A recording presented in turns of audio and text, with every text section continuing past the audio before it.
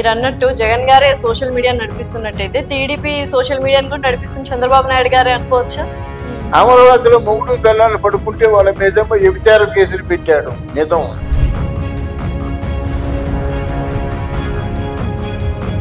ఈసారి మీరు అన్నట్టు తెలంగాణ ఈ పొత్తు గెలిస్తే ఇందులో కూడా మనం ఈవీఎంలో ఏదో మోసం జరిగింది, క్యాలిక్యులేషన్స్ ఏవో రాంగ్ ఉన్నాయని అంటారా? జగన్మోహన్ రెడ్డి హింసకు పాల్పడతాడు.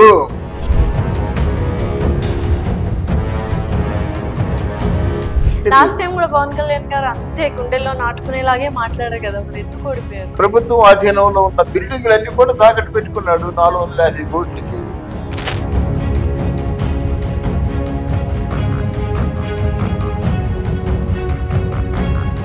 హాయ్, హలో, నమస్తే, welcome to our channel. So ప్రస్తుతం మనతో పాటు రాజకీయ విశ్లేషకులు ఇమ్మంది రామారావు గారు.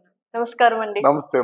తెలంగాణలో ఎంపీ ఎలక్షన్స్ లో ఎవరు గెలుస్తారు, ఆంధ్రాలో ఎవరు గెలుస్తారు అంటే వన్ వర్డ్ ముక్కుసూటిగా ఏం చెప్తారు? One word answer. 2-3 సార్లు ముక్కుసూటిగా అన్నాను. ముక్కుసూటిగానే చెప్తున్నాను నేను. ఏంటంటే తెలంగాణలో ప్రస్తుతానికి ఎక్కువ సీట్లు సాధించేది కాంగ్రెస్ పార్టీ. కొన్ని చోట్ల బీజేపీ ఉంటుంది, కానీ బీజేపీ అంత హవా చూపించలేదు. ఇక్కడ బండి సంజయ్ లాంటి వాళ్ళు ఎలా కొంతమంది ఉన్నారంటే వాళ్ళు ఏదో తప్పకుండా నెగ్గుతారు, కానీ అంతకుమించి ఎక్కువ హవా చూపించలేదు. తర్వాత బీఆర్ఎస్ ఉందంటే కాంగ్రెస్ తర్వాత బీఆర్ఎస్ తర్వాత బీజేపీ, ఈ ఆర్డర్ లో ఉంటుంది. ఇప్పుడు ఆంధ్ర ఎలక్షన్స్ ఏ ఆర్డర్ మీరు ఇస్తున్నారు? ఇప్పుడు ఆంధ్ర ఎలక్షన్స్ ఒక కురుక్షేత్ర మహాసంగ్రామాన్ని తలపింపజేస్తున్నాయి. అందరూ పద్మవ్యూహంలోనే ఉన్నారు. అందరూ పద్మవ్యూహంలో ఉన్నారు. ఎవరు బయటపడతారో చూడండి. ఇంకోటి మీరు గమనించారో లేదో, ఇక్కడ పవన్ కళ్యాణ్ అర్జునుడు అంటున్నాడు, నేను అర్జునుడిని అంటున్నాడు. అక్కడ జగన్మోహన్ రెడ్డి నేను అర్జునుడు అంటున్నాడు. అందరూ అర్జునుళ్ళే, అందరూ అర్జునుల్ని ఎంపీ చేసుకుంటారు. మరి ఎవరు అసలైన అర్జునుడు ఎన్నికల్లో మనకు తెలవాలి. ఇంకొక ముఖ్యమైన విషయం నేను మర్చిపోయాను. లోకేష్ బాబు ఎలా మరి ఆ ఎన్నికల్లో గెలుస్తాడా గెలవడా? ఇక్కడ లోకేష్ బాబు, పవన్ కళ్యాణ్, చంద్రబాబు నాయుడు వీళ్ళు ముగ్గురిని ఓడించడానికి ఎన్ని కోట్లైనా ఖర్చు పెడతానంటున్నాడు మన జగన్మోహన్ రెడ్డి. అంటే చంద్రబాబు నాయుడు గారిని ఒకటి వదిలేస్తే లోకేష్ బాబు గారు, పవన్ కళ్యాణ్ గారు ఆల్రెడీ ఓడిపోయిన వాళ్ళే లాస్ట్ ఎలక్షన్స్ లో. అవును, ఓడిపోయే వాళ్ళే. అలాంటి వాళ్ళు ఖర్చు పెట్టడం మీ ప్రశ్నకి, మీ సందేహానికి నీ సమాధానం చెప్తాను. పవన్ కళ్యాణ్ లోగడ ఓడిపోలేదు. ముందు అనౌన్స్ చేశారు పవన్ కళ్యాణ్ గెలిచారని. తర్వాత ఏమైందంటే పవన్ కళ్యాణ్ ఓడిపోయాడు అన్నారు. అర్థమైందా? అంటే పవన్ కళ్యాణ్ ఓడిపోయాడంటే అక్కడ ఏదో మతలబు ఉంది. తర్వాత నేను మీరే కాకుండా అందరూ యావత్తు ఈవీఎంలో ఏదో మోసం జరిగింది, కూడికల్లో ఏదో మోసం జరిగిందని అనుకున్నారు. ఎంతవరకు మోసం జరిగిందో అన్నది ఈసారి మీరు అన్నట్టు తెలంగాణ ఈ పొత్తు గెలిస్తే ఇందులో కూడా మనం ఈవీఎంలో ఏదో మోసం జరిగింది, క్యాలిక్యులేషన్స్ ఏవో రాంగ్ ఉన్నాయని అంటారా? అన్నారు కదా. అంటారండి. ఇప్పుడు అందుకైతే తగిన జాగ్రత్తలు తీసుకుంటున్నారు. జాగ్రత్తలు లేవు కాదమ్మా, మీరు చంద్రబాబు నాయుడు గారు అధికారంలో ఉన్నారు sir. Last time elections time కి టీడీపీ అధికారంలో ఉంది, అధికారంలో లేని పార్టీ గెలిచింది. కరెక్టేనమ్మా. అధికారంలో ఉన్న ఎవరు మేనేజ్ చేయగలరు? అన్ని వివరంగా చెప్తాను వినమ్మా. అధికారంలో ఉన్న పార్టీకే దెబ్బలు ఎక్కువ తగులుతాయి. అలా దెబ్బలు చంద్రబాబుని నాయుడిని ఈ జగన్మోహన్ రెడ్డి తాలూకు అబద్ధాలతోనూ, తండ్రి లేని బిడ్డ అయినందువల్ల, చిన్నాన్ని కూలిపోయినందువల్ల, కోడికత్తి డ్రామా ఆడడం వల్ల, చెల్లి 3400 కిలోమీటర్లు తిరిగి జగనన్న వదిలిన బాణాన్ని అనడం వల్ల ఇన్ని కారణ. తర్వాత ఏమో వైఎస్ఆర్ పార్టీ వాళ్ళ ఫోన్ విన్నావా నువ్వు? అన్నా ఈసారి దెబ్బ కొట్టేలాగా ఉంది అన్నాడు. దెబ్బ అవుంటారా, మన జనాలు రావటం లేదు, 500 ఇస్తా ఉన్నప్పుడు కూడా జనాలు రావటం లేదని వాడంటాడు. మనకు అలవాటే కదన్నా, మనం రిగ్గింగ్ చేస్తాం లేకపోతే మనం గుద్దుతాం అంటారు అనమాట. అంటే అట్లాంటి జనాలు ఆయన తరఫున చాలా మంది ఉన్నారు. రిగ్గింగ్ చేసేవాళ్ళు, వాళ్ళే ఓట్లు వేసేవాళ్ళు. అట్లాంటివి లేకుంటే నేను ఎన్నోసార్లు చెప్తున్నాను, పిచ్చోళ్ళారా బయట ఉండడం కాదురా, బూత్ దగ్గర ఉంటే ఆ బూత్ మేనేజ్మెంట్ చేసుకోవాలి.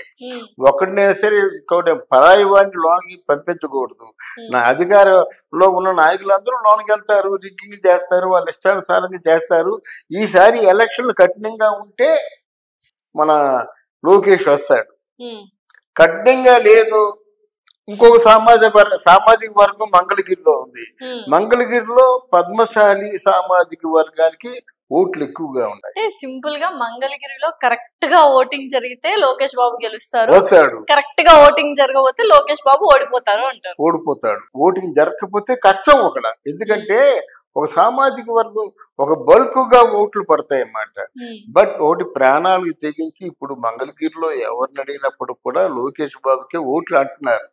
నా ఎనాలిసిస్ ఏంటంటే కుర్రులు కుట్రలు ఏదో పన్నాగాలు ఉన్నాయి కనుక ఆ జాగ్రత్త వీటన్నిటిని ఓవర్కమ్ చేస్తే లోకేష్ బాబు వస్తాడు.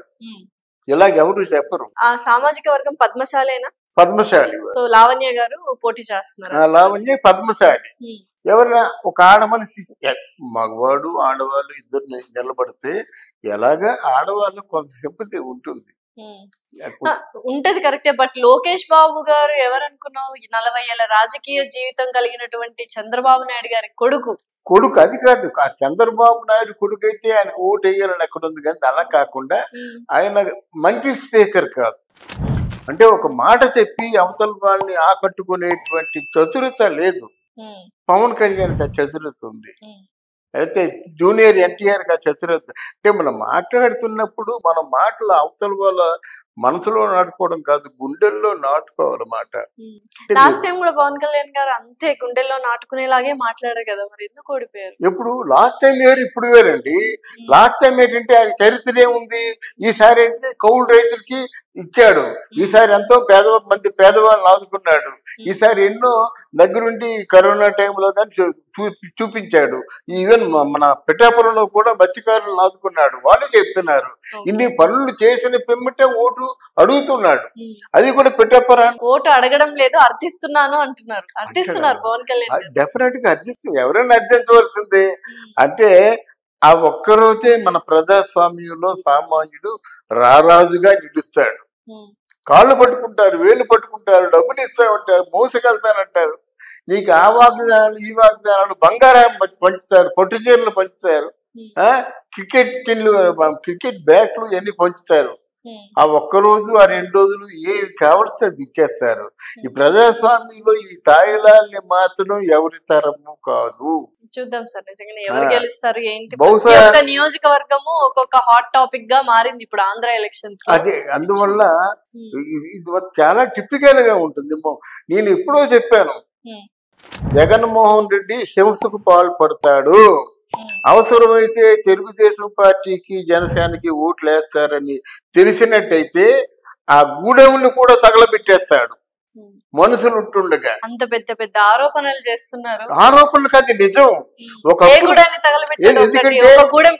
చెప్తా చూడండి, అమరావతిలో ఏం చేశారండి, అమరావతి ప్రజలు ఏ పాపం చేసుకున్నారండి. అమరావతిలో మొగుడు పిల్లలు పడుకుంటే వాళ్ళ మీదేమో వ్యభిచార కేసులు పెట్టాడు, నిజం. అమరావతిలో గుప్పుడు మామూలు గంజాయి తీసుకెళ్లి గంజాయి వీళ్ళు బ్లాక్ చేస్తున్నారని కేసులు పెట్టాడు, ఇది నిజం. అమరావతిలో ఏం చేశారంటే కేసులు లేవు, ఎవరిని చంపేసిన కేసులు లేవు కదా. అదే కదా ఇప్పుడు మీకు కేసులు అంటే ఏముంది, ఋషికొండని సగం ఆ గుండె పగలు కొట్టేసి బిల్డింగ్లు కట్టుకున్నాడు, కేసు ఉందా, యాక్షన్ ఉందా ఏమండి. తర్వాత ఏమో ప్రభుత్వం తాలూకు ఖజానా తాకట్టు పెట్టాడు, అంటే ప్రభుత్వం అధీనంలో ఉన్న బిల్డింగ్లన్నీ కూడా తాకట్టు పెట్టుకున్నాడు 450 కోట్లకి.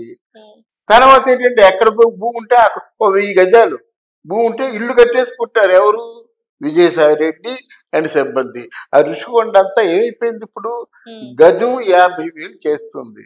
ఒకప్పుడు 10 రూపాయలకి గజం ఎవరు కొనకంట ఉన్నవాళ్ళు మొత్తం మంది 100 మగదులందరూ కూడా చుట్టూ ఎకరాలు స్వాధీనం చేసుకున్నారు. బట్ నువ్వు ఎందుకు విజయవాడ వచ్చావు? తర్వాత చేసినటువంటి దుర్మార్గమైన పని ఏంటంటే, స్వరూపానందేంద్ర స్వామి అని పెందుర్తిలో ఉంటాడు పీఠాధిపతి, ఆయన బినామీ పేర్లతో కొన్ని 100 ఎకరాలు కొన్నాడు. గంటాపథంగా చెప్పగలరు. ఎవరు బాబు గారు సమ్మండి, ఇది ప్రజాధనం, జాతి సంపద.